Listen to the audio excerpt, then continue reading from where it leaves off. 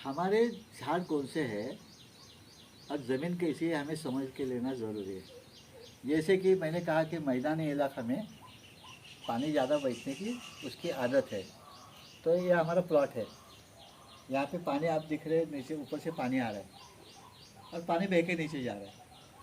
तो यहाँ पे मैंने अगर आम लगाया और मेरी दिल की तसल्ली के लिए मैंने यहाँ पे एक ट्रॉली मिट्टी डाल दी और उसके ऊपर झाड़ लगा दिया, आम का पेड़ लगा दिया, तो आम का पेड़ 3-4 साल अच्छा बढ़ेगा, क्योंकि मिट्टी के इसमें जो रूट्स है और तब तक और नीचे रूट गए तो पानी में जाने वाले, तो पानी में जाएगा तो सड़ जाएगा, तो 3-4 साल बाद आम मरते जाएगा। मेरे दिल की तसल्ली मैंने यहाँ पे मिट्टी डाली है। मिट्टी कितनी डाली? मेरा जब जितना बड़ा था उतनी डाली।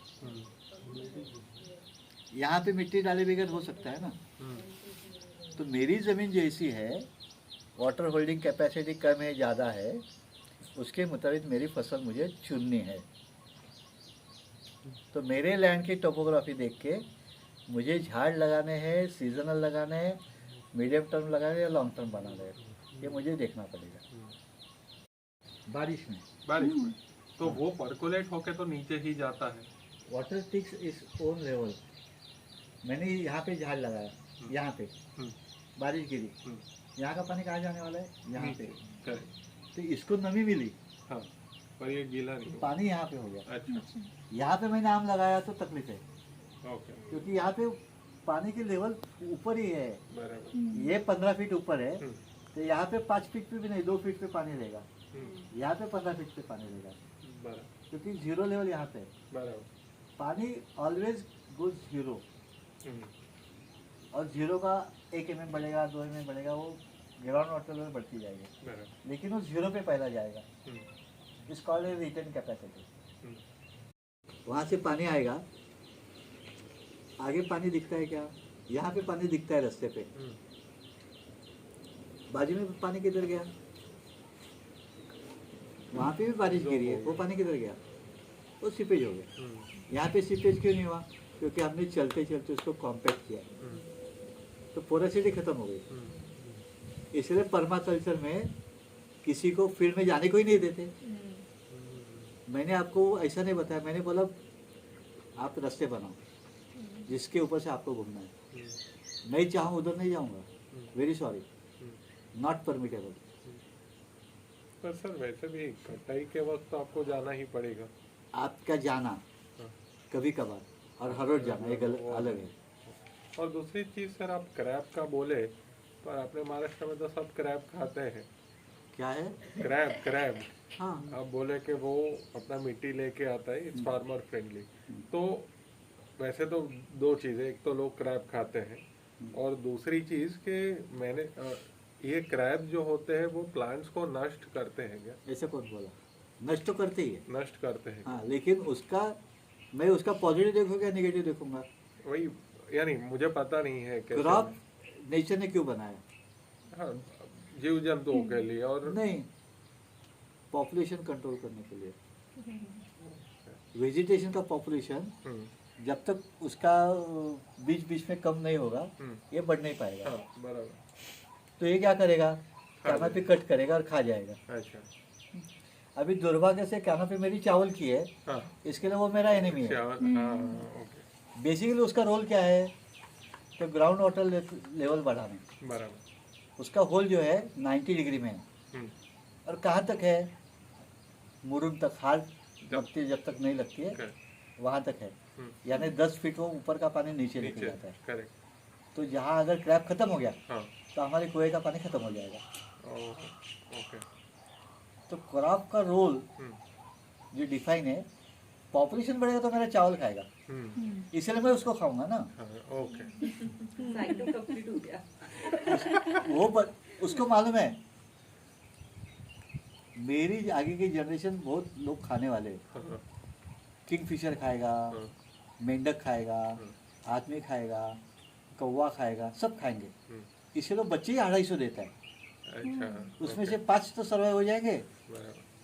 जिसकी आगे सिक्योरिटी कम है उसको पॉपुलेशन ज़्यादा है। ओके। एज एग्जाम्पल, आप कहाँ पे रहते हो? मैं दादर। दादर। यानी क्रीम में रहते हो। आपको बच्चे कितने हैं? एक धारावी में? सॉरी धारावी में खाता नहीं। क्यों? अनसिक्योरिटी है। आगे बच्चे कितने जिंदा रहेंगे मालूम नहीं। हाँ, जो अनसिक्योर है उसकी पैदाइश ज़्यादा है। ज्यादा है।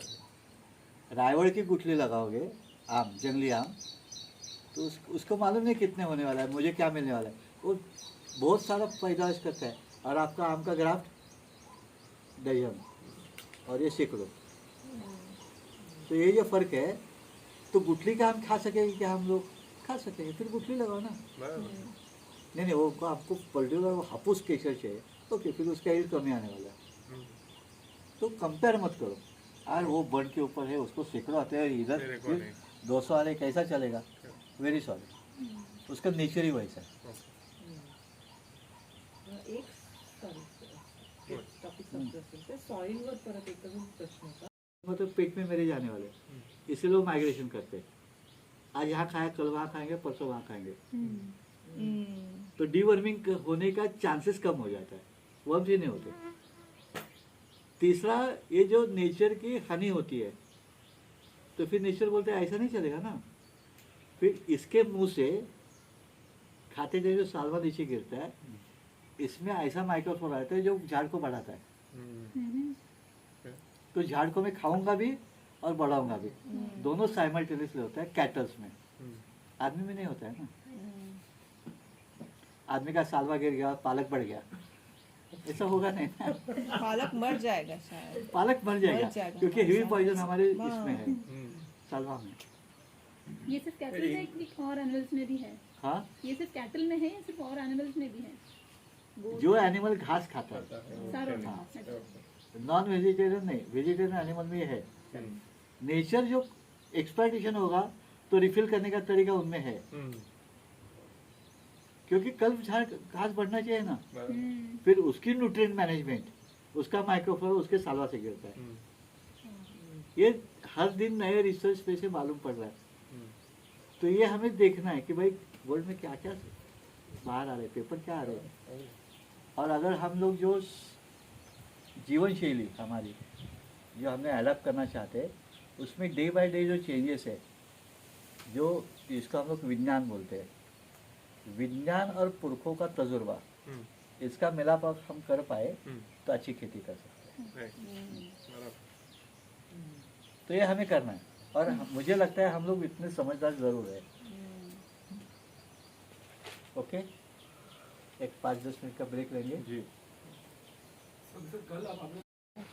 उसका आउटलेट ऊपर रहेगा, तो पानी नीचे गया, सेटल हो गया, आउटलेट से ओवरफ्लो के बोर्ड में गया। फिर उसके आगे मुझे और अच्छा करना है, तो मैंने क्या किया, पहले टाँकी बनाई, उसमें सैंड डाल दिया। सैंड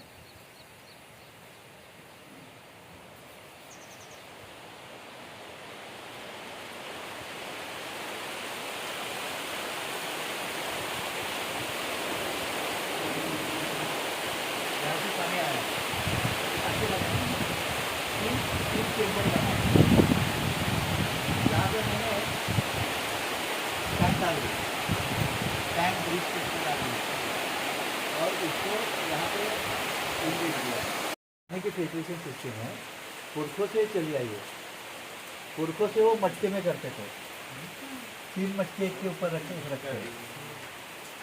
हाँ, इसमें पानी है, इसमें कोयला है, या इसमें सैंड है, इसमें कोयला है, इसका पानी बूंद बूंद गिरा, इसमें इकट्ठा किया और वो मैंने पिया।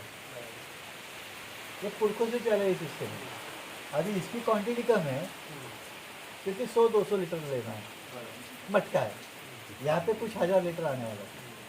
तो सरफेस से आया हुआ पानी ये टाँकी में जाएगा, सैंड में से फिल्टर होके यहाँ से अंदर जाएगा, या कोयले से ऊपर आएगा, इसकी लेवल नीचे है, इससे नीचे है, ये यहाँ पे, तो ये यहाँ पे, तो पानी इसमें से बाहर आएगा और यहाँ सेटल हो जाएगा, मिट्टी यहाँ बैठ जाएगी अगर कुछ है तो, और ये इससे ओवरफ्लो होके फिर ये जो है इससे नीचे है, ये लेवल से, तो इसमें वापस नहीं जाएगा, यहाँ से ओवरफ्लो हो जाएगा, यहाँ पे आते रहेगा, यहाँ से जाते रहेगा, जब तक बारिश है तब तक। फिर मैंने क्या किया, मेरा ये रूफ है, रूफ का पानी मैंने इकट्ठा किया, इसमें छोड़ दिया। फिर मैंने यहाँ पे छोड़ते हुए मुझे ध्यान में, अरे मैंने काफ़ी गलती की। तो मैंने, क्योंकि रूफ के ऊपर मिट्टी है, गर्मी में हवा से आई हुई, तो मैंने यहाँ पे एक टी लगा दिया, यहाँ पे बंद किया, यहाँ से पानी बाहर छोड़ा, तो रूफ क्लीन हो गया। 3-4 बारिश होने के बाद ये पैक कर दिया, यहाँ से पानी जाने को रास्ता दिया। इस कॉलेज रूफ वाटर हार्वेस्टिंग। फिर अभी बोले नहीं नहीं, अरे आपके पास काफ़ी पैसा है, तो मैंने आपको पैसा दे के यहाँ पे एक फिल्टर लगा दिया, ज़रूरत नहीं है। अब बोले ये मेरे पास करने के लिए जगह नहीं है, ओके फिल्टर लगा। फिर फिल्टर कौन से, फिर 3 फिल्टर लगाओ ना साहब, आप अमीर है ना, तो आप ज़्यादा हाइजीनिक कंडीशन देखते हैं, फिर ज़्यादा फिल्टर लगाओ। मेरा धंधा हो गया, आपकी तसल्ली हो गई। प्रॉब्लम ये होता है पैसा कम खर्चा करेंगे तो इसे वेरी बैड थिंग। मैंने इतना पैसा खर्चा किया है और अच्छा पानी बनाया, दिस इज प्राउड। आपका पैसा मेरे जेब में, मेरा पैसा इनके जेब में, दिस इज ट्रांजेक्शन। ये नहीं होगा तो, और हम लोग खेती सोच रहे सस्टेनेबल, यानी जाना ही नहीं चाहिए। तो गवर्नमेंट बोलती है सस्टेनेबल फार्मिंग करना है, लेकिन वो करने नहीं देगी, क्योंकि ट्रांजेक्शन नहीं होगा तो दुनिया कैसे चलेगी। रोटेशन तो होना चाहिए। रोटेशन कई पहला चक्री- पहला चक्री रहता। ये रोटेशन किसका है, वो तो नहीं वेस्ट का है, और हमारा रोटेशन कैसा है, इनकम का है। एक्चुअली वेस्ट रोटेशन होना चाहिए। पूरे बरसात में शुरू से लेके आखिरी तक, शुरू में पानी आने, मट्टी आने की संभावना ज़्यादा रहती है, क्योंकि सॉइल के ऊपर नेचुरल कवरिंग है ही नहीं। फिर यहाँ पे 8-15 दिन के बाद वीड आ जाएंगे, वे मिट्टी को पकड़ के रखेंगे, और सिर्फ पानी यहाँ पे आएगा, तो बाद में मिट्टी आने की संभावना कम हो जाएगी। फिर बारिश ख़त्म होने के बाद ये मैं पूरी सैंड निकाल लूँगा और छान लूँगा उसको जाली से, फिर मिट्टी बाहर आ जाएगी, सैंड इसमें फिर से रिफिल कर दूँगा, अगले साल फिर से ये काम करेगी। यहाँ पे जो कोयला है उसकी ताकत 3 साल की है, तो 3 साल के बाद ये चेंज करूँगा। यहाँ पे तो कुछ है ही नहीं, तो यहाँ पे मिट्टी से चलो कि यहाँ बैठने वाली है, वो निकालूंगा। हर बार हम जब खाना बनाते बर्तन धो के लेते, सेम करना है।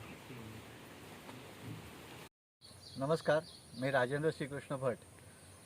मी गेली 30 वर्ष सेंद्रिय शेती करतोय आणि सेंद्रिय शेतीमध्ये जे काय अनुभव आलेत ते अनुभव मी प्रशिक्षणाच्या द्वारे वेगळ्या लोकांना पोचवण्याचा प्रयत्न करतोय.